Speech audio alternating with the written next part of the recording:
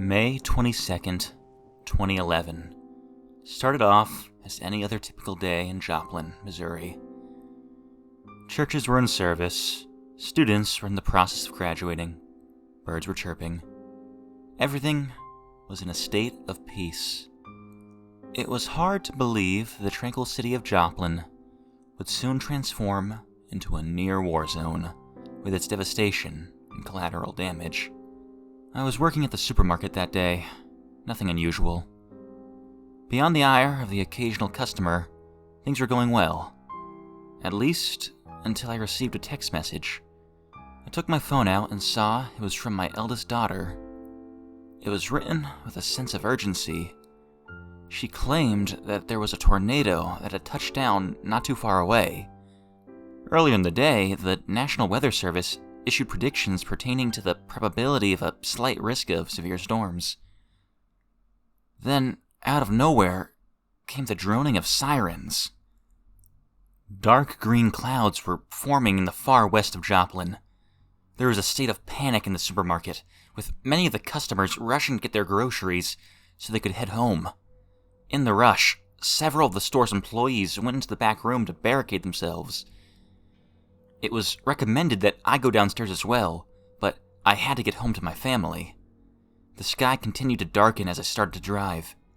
Ugly black clouds rolled into view, unleashing monstrous claps of thunder and lightning.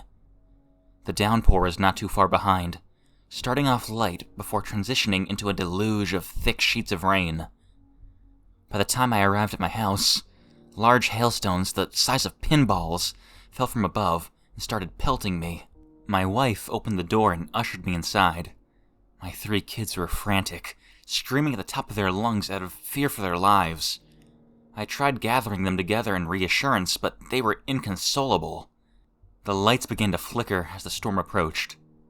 Then came the sound of 1,000 freight trains in the distance, and if one were to look outside, there was nary a thing other than pure blackness. A loud crack rang in the air, accompanied by several crashes. With nothing to lose, I ordered my wife and children down into the basement. We were all huddled together in a tight embrace, dusty old quilts pulled up to our necks. Besides our rough breathing, there was the slight sound of dripping water and the low hum of the dryer. My youngest son cowered in my arms. His eyes were red from crying, and he clung to my shirt in desperation. "Dad, are we going to die?"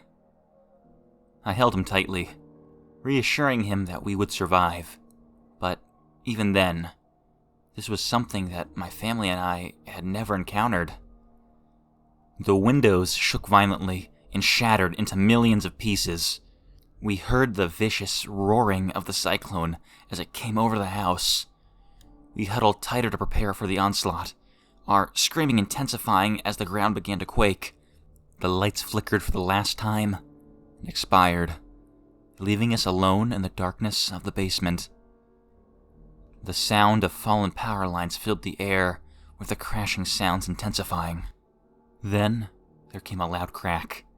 Within seconds, the roof came off the house. Our ears popped at the sound of whistles coming from the cyclone. My wife's glasses exploded in her face. Everything felt like a nightmare, one that I couldn't wake from. My optimism quickly wavered. I was convinced that we were going to die that day. At least, until my youngest son suddenly became serene. Eerily so. In the chaos, he began to converse with someone. I glanced over in his direction and I was puzzled. The debris from the storm kept plummeting to earth, but it bizarrely bounced off us. Hailstones, broken scraps of the roof, all of it deflected from us before any of us were in grave danger.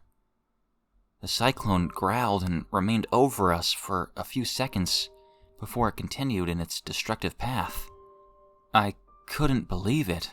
I looked over my wife and kids to make sure they were okay before looking at my son again. He still had that calm expression on his face. When I asked him what he was smiling about, He told me he wasn't even scared because the butterfly person was watching over him and communicating with him. He described the entity with grandiosity. He was a large angel with huge wings that encompassed the entirety of the basement. He had lush blonde hair, and sunlight reflected in his rainbow scales. After we waited to be sure that the storm was over, we exited the basement. Nothing was left. Our house was in a state of total disrepair, save for the basement. It looked almost as if a nuclear bomb had gone off, and this was the aftermath of it. From the wreckage, we saw the devastation in the distance. Trees were all over the place. My prized cherry tree was split down the middle. I heard the humming of broken wires and the sirens further to the north. The Joplin tornado leveled communities and upturned so many lives. But the oddest thing happened again and again. From community to community, there came stories of winged saviors who shielded children from the storm. I was solely convinced that my son's encounter was an isolated event, and yet children from different parts of town also recounted similar stories. It became such a huge phenomenon. A mural was made in part to commemorate the tales. If that were the case, I would have left the story alone. However, when my son was communicating with the butterfly person, I also happened to catch a glimpse of it. My eyes widened in disbelief. Instead of a beautiful angel, it was a clunky golem made of what appeared to be clay. It had tattered wings with huge, gaping holes in them. Its eyes glowed a dark shade of yellow as the butterfly person crouched down to stare at my son. Its body was hollow enough that the wind whistled through its pores. The entity was immensely tall, yet unbothered by the debris crashing down. It turned to look at me, and somehow I was able to communicate with it. It could read my thoughts, almost as if it were pulling the words from my mind. Whatever it was, I got the sense that it wanted to help.